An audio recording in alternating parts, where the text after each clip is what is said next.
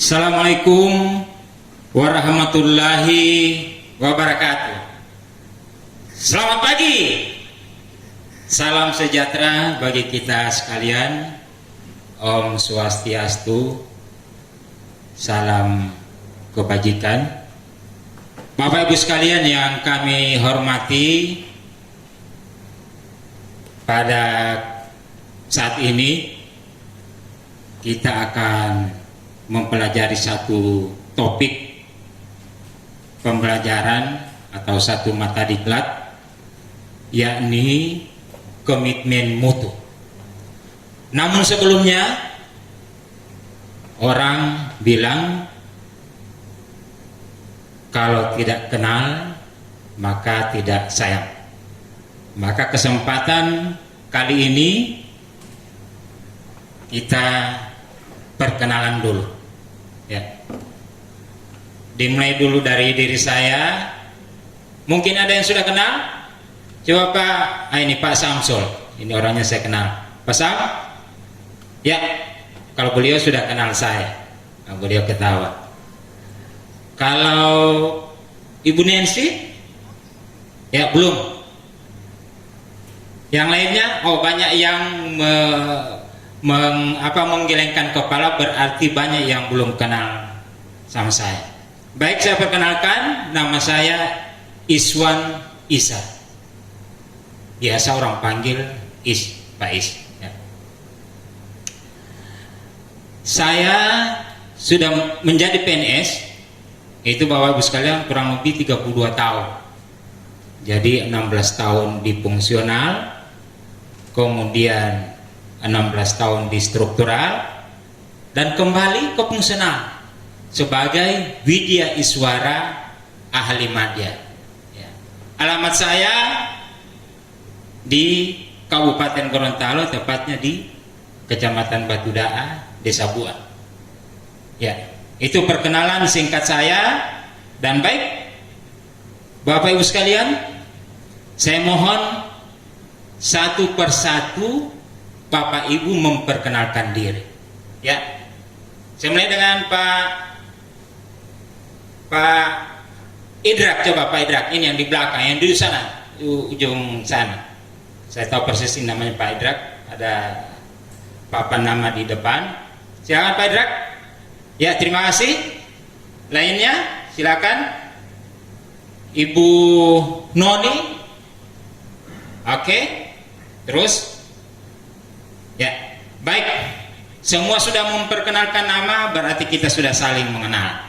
Ya, kita masuk pada pembelajaran komitmen mutu. Kalau berbicara tentang komitmen mutu, mungkin dalam pemikiran Bapak Ibu sekalian, dalam bayangan Bapak Ibu itu apa? Komitmen mutu. Baik, mungkin ada yang belum begitu tahu tentang komitmen mutu. Saya umpamakan Bapak Ibu sekalian, kita membeli barang. Pertimbangan kita membeli barang itu apa? Jawab sama. Ya, ya karena harganya agak di bawah. Kemudian yang lainnya, ya kualitas atau mutu. Mutu itu sangat penting Bapak Ibu sekalian. Ya, di dunia bisnis harga itu persoalan kedua, tetapi mutu itu betul-betul dikedepankan. Itu nomor satu. Kalau kita bekerja sama dengan orang-orang yang di luar negeri, di Cina, mereka tidak pandang harga, tetapi kualitas. Ketika kita mengirim barang, kualitasnya jelek, maka dari situ kita akan diragukan komitmen kita. Bukan saja di bisnis, tetap di dunia pendidikan, apalagi di dunia birokrasi. Ya. Dunia birokrasi, kita sebagai pelayan, bagaimana pelayanan kita kepada masyarakat itu harus bermutu. Mutu bukan berarti bermuka tua, bukan. Kalau saya memang umur saya sudah agak tua, tapi itu bukan itu artinya. Mutu itu adalah kualitas. Oke? Ya. Baik. Ya. Agenda kita pada hari ini ya, sebenarnya ada beberapa sesi, tapi saya hanya mengambil 3 ya. Yakni konsep efektivitas, efisiensi, inovasi, dan mutu ya. Kemudian nilai-nilai dasar komitmen mutu, dan yang ketiga adalah pendekatan inovatif dalam penyelenggaraan pemerintahan. Jadi 3 hal ini yang akan kita bahas pada siang hari ini. Bapak Ibu sekalian, ya, berbicara tentang mutu, maka pasti di dalamnya ada efektivitas, efektif dan efisien. Nah, coba siapa yang bisa membedakan makna efektif dan efisien? Ya. Coba Ibu Santi, bisa dibedakan efektif dan efisien? Oh ya, betul ya, bisa dibedakan. Ya. Terima kasih Bu Santi sudah mendekati jawabannya. Yang lainnya bisa melengkapi? Coba Pak Jepri. Iya, oke.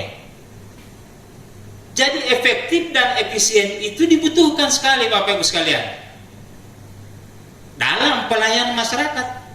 Sebagai ASN, kita bukan untuk dilayani, tetapi melayani. Ya. Kita lihat pelayanan kita di birokrasi itu yang paling nampak itu di rumah sakit, kemudian di capil, itu banyak masyarakat berbondong-bondong di sana untuk minta dilayani. Dan selaku pelayan kita harus melayani mereka. Ya. Kemudian Bapak Ibu sekalian, nilai-nilai dasar komitmen mutu. Ya.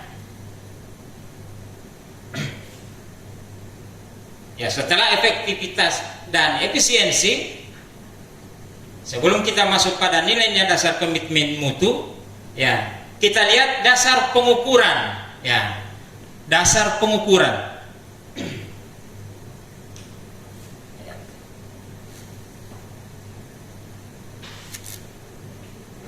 Saya tulis dulu.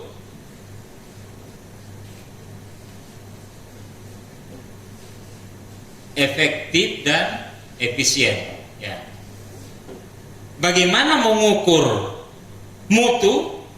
Tentu ada dasar-dasar pengukuran. Oke, coba Pak Samsul bacakan dasar-dasar pengukuran ini yang di slide. Ya, tingkat efektivitas adalah ketercapaian target yang telah direncanakan, baik dilihat dari capaian jumlah maupun mutu hasil kerja. Oke, terima kasih. Berikut Ibu Indra yang berikut. Apa dasar pengukuran kita di dalam melihat mutu, terutama mutu pelayanan? Ya, tingkat efisiensi diukur dari penghematan waktu, tenaga, dan pikiran dalam menyelesaikan kegiatan. Nah, ini menarik sekali yang kedua. Coba berikan contoh efektif dan efisien dalam pelayanan publik, pelayanan kepada masyarakat. Siapa yang bisa? Yang di ujung? Ya, Pak siapa ini? Pak Santo. Ya, Pak Santo. Ya. Jadi kita berusaha dalam pelayanan kepada masyarakat itu jangan jangan monoton saja. Seperti itu dari dulu sampai sekarang pelayanannya manual. Kita harus berinovasi, ya, berinovasi untuk mengurangi masyarakat datang ke kantor untuk dilayani. Maka kita harus berinovasi. Caranya berinovasi tentu harus ya buat bagaimana caranya mereka biar tidak datang ke kantor. Ya, coba Pak Endi, apa Pak Endi? Apa yang harus kita buat? Ya, berinovasi, membuat aplikasi.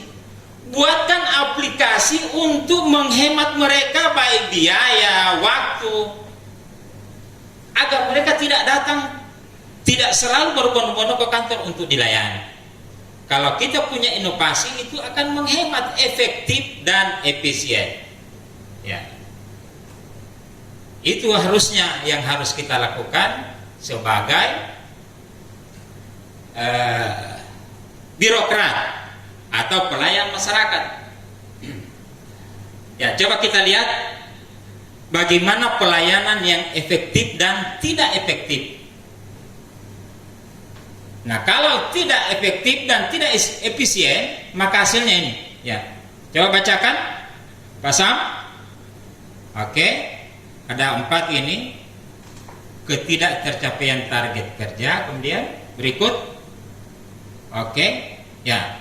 Sampai kepada 4 kerugian finansial. Kerugian finansial. Ya, ada 4 hal yang akan timbul ketika mutu kita tidak terjamin. Jadi kesimpulannya, Bapak Ibu sekalian, sebagai seorang ASN, Bapak Ibu dituntut bekerja harus memiliki inovasi. Ya.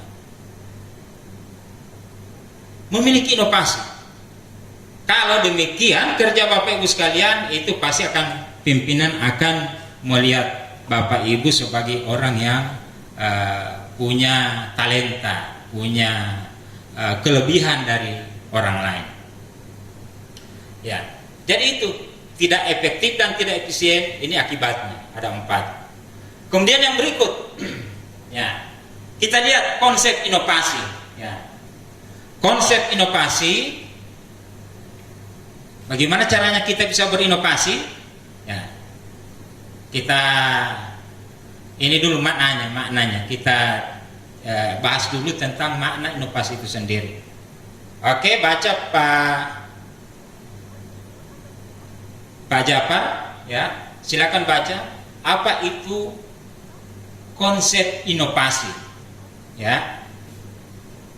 Oke, ya. Jadi konsep inovasi adalah sebuah ide atau praktek atau, ya, di sini agak jelas, sebuah ide atau praktek atau objek yang dianggap baru oleh individu satu untuk adopsi yang lainnya.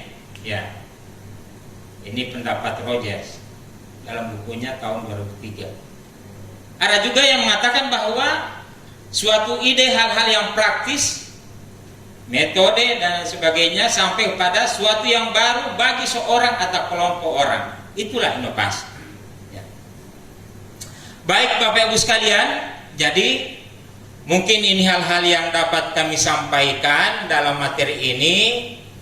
Materi yang lainnya nanti kita akan berjumpa pada sesi yang berikutnya. Nah, sekarang kita simpulkan, ya, kita simpulkan. Sebelum masuk pada kesimpulan, mungkin ada yang mau bertanya Bapak Ibu? Oh ya, sudah paham semua.